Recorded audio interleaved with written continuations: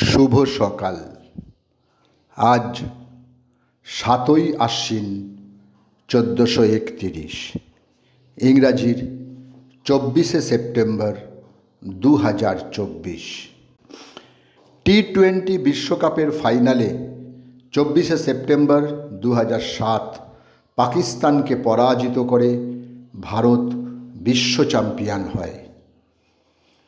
২৪শে সেপ্টেম্বর ১৫৩৪ লাহোরের চুনামান্ডিতে জন্মগ্রহণ করেন চতুর্থ শিখ গুরু রামদাস।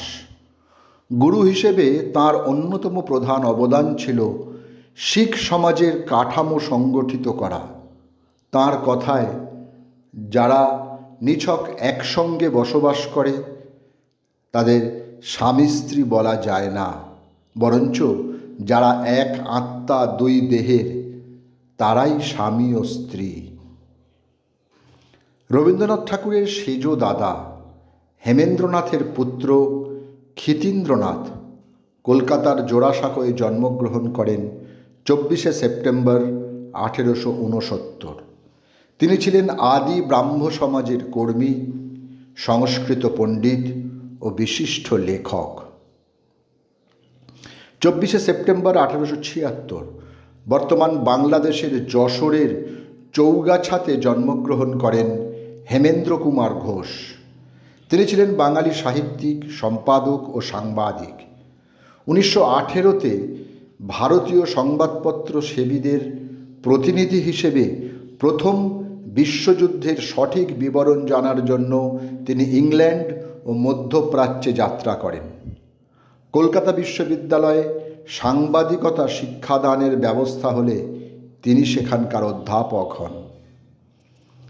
ভারতের সাবেক টেস্ট ক্রিকেটার ও বর্তমানে ক্রিকেট বিশেষজ্ঞ হিসেবে পরিচিত ব্যক্তিত্ব মহিন্দর অমরনাথ।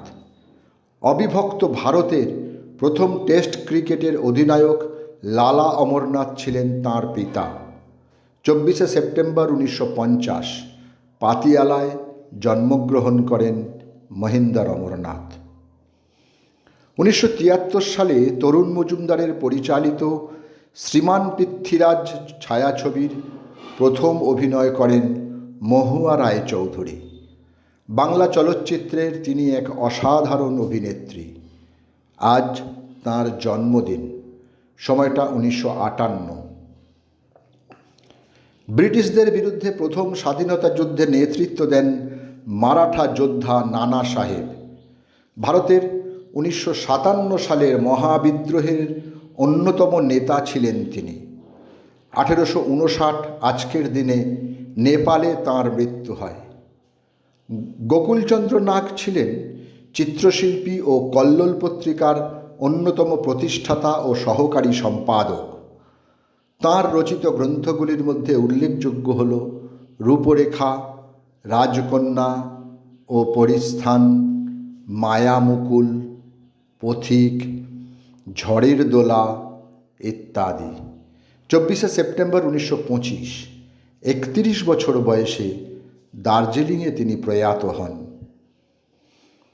ডাকনাম ছিল রানী, ছদ্মনাম ফুলতারা, প্রকৃত নাম ছিল প্রীতিলতা ওয়াদ্দেদার। ২৪শে সেপ্টেম্বর ১৯৩২ ব্রিটিশ পুলিশের হাতে আটক এড়াতে তিনি সায়ানাইড খেয়ে আত্মহত্যা করেন। খ্যাতনামা রসায়ন বিজ্ঞানী ও অধ্যাপক দুঃখহরণ চক্রবর্তী। কলকাতার বসু বিজ্ঞান মন্দিরের সাথে তাঁর ছিল ঘনিষ্ঠ যোগাযোগ এবং বিজ্ঞানকে জনপ্রিয় করার কাজে তিনি লিপ্ত ছিলেন। ১৯৬২তে প্রতিষ্ঠিত সায়েন্স ফর চিলড্রেন এর অন্যতম উদ্যোক্তা ছিলেন তিনি। আজ তাঁর মৃত্যুদিন, সময়টা ১৯৭২। বৈকুণ্ঠ পাঠক ছদ্মনামের আড়ালে বসবাস করতেন ভারতীয় বাঙালি লেখক ও সম্পাদক শ্যামল গঙ্গোপাধ্যায়। আজ তাঁর মৃত্যুদিন, সময়টা ২০০১। তাঁর উল্লেখযোগ্য গ্রন্থগুলি হল কঠিন সময়, কামিনী কাঞ্চন, ক্ষমতার বারান্দা, গত জন্মের রাস্তায়, ১০ লক্ষ বছর আগে, মহাকাল মেলের প্যাসেঞ্জার, আলো নেই গত জন্মের রাস্তায়, ইত্যাদি। বাঙালি অধ্যাপক, সমালোচক ও প্রাবন্ধিক ক্ষেত্রগুপ্তের আজ মৃত্যুদিন। সময়টা 2010। মৃত্যুকালে বয়স হয়েছিল 80 বছর। বাংলা সাহিত্যের সমগ্র ইতিহাস তার অন্যতম প্রধান গ্রন্থ। পরমাণু শক্তিতে ভারতকে স্বনির্ভর করার অন্যতম কারিগর শেখর বসুর আজ মৃত্যুদিন।